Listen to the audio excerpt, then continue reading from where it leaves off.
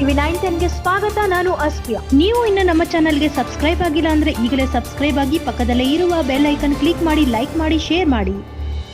ಅಂಗನವಾಡಿ ಕಾರ್ಯಕರ್ತೆಯರಿಗೆ ಹಾಗೂ ಮೇಲ್ವಿಚಾರಕಿಯರಿಗೆ smart phone ಶಾಸಕರಿಂದ ವಿತರಣೆ.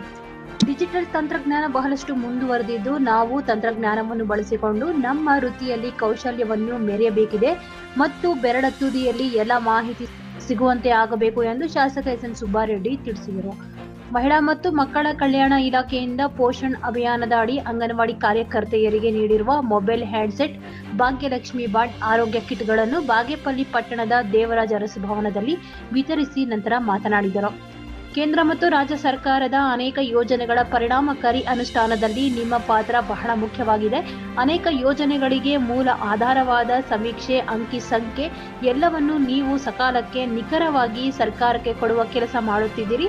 ನಿಮ್ಮ ಕೆಲಸದಲ್ಲಿ ಈ ಮೊಬೈಲ್ ನೆರವಿಗೆ ಬರಲಿ. ತಂತ್ರಜ್ಞಾನ ಬಳಸಿಕೊಂಡು ಉತ್ತಮವಾಗಿ ಕಾರ್ಯನಿರ್ವಹಿಸಿ ನಾಡಿನ ಅಭಿವೃದ್ಧಿಯಲ್ಲಿ ನಿಮ್ಮ ಕೈ ಜೋಡಿಸಿ ಎಂದು ಮನವಿ ಮಾಡಿದರು. ಪೋಷಣ ಟ್ರ್ಯಾಕರ್ ಆ್ಯಪ್ನಲ್ಲಿ ಕೇಂದ್ರಗಳ ದೈನಂದಿನ ಚಟುವಟಿಕೆ, ಗರ್ಭಿಣಿ, ಬಾಣಂತಿ ಮಕ್ಕಳ ದಾಖಲಾತಿ ಹಾಗೂ ಹಾಜರಾತಿ, ಬೆಳಗಿನ ಅವಧಿಯ ಉಪಹಾರ, ಮಧ್ಯಾಹ್ನದ ಬಿಸಿಯೂಟ, ವೈಯಕ್ತಿಕ ನೈರ್ಮಲ್ಯ ಮತ್ತು ಮನೆಗಳಿಗೆ ಭೇಟಿ ನೀಡಿದ ವಿವರಗಳನ್ನು ನಿತ್ಯವೂ ಅಳವಡಿಸುವುದು ಕಡ್ಡಾಯವಾಗಿದೆ ಎಂದು ಹೇಳಿದರು. ಈ ಸಂದರ್ಭದಲ್ಲಿ ತಾಲೂಕು ಆರೋಗ್ಯ ಅಧಿಕಾರಿಗಳಾದ ಡಾಕ್ಟರ್ ಸಿ.ಎನ್. ಸತ್ಯನಾರಾಯಣ ರೆಡ್ಡಿ, ಕಾಂಗ್ರೆಸ್ ಪಕ್ಷದ ಮುಖಂಡರಾದ ರಘುನಾಥ ರೆಡ್ಡಿ, ನರಸಿಂಹಪ್ಪ, ಬಿ.ವಿ. ವೆಂಕಟರಮಣ, ಮೇಲ್ವಿಚಾರಕಿ ಅನಸೂಯಾಬಾಯಿ, ಬಸವ್ವ, ಚೈತನ್ಯ, ರಾಧಿಕಾ, ಸುಜಾತ ಹಾಗೂ ಸಾರ್ವಜನಿಕರು ಹಾಜರಿದ್ದರು.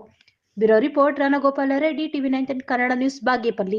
ಆನ್ಲೈನ್ ಆಗಿರುವಾಗ ತಮ್ಮ ಕೈಗಳು ಮೊಬೈಲ್ ಕೊಟ್ಟರೆ ಪ್ರತಿಯೊಂದು ತಾವು ಆ ಮೊಬೈಲಿಂದ ಅಪ್ಲೋಡ್ ಮಾಡಿ ಸರ್ಕಾರಕ್ಕೆ ಸಲ್ಲಿಸುವುದು ಸುಲಭ ಅನ್ನೋಕ್ಕೆ ಈ ಮೊಬೈಲ್ ತಮ್ಮ ಕೊಡ್ತಾ ಇರೋದು.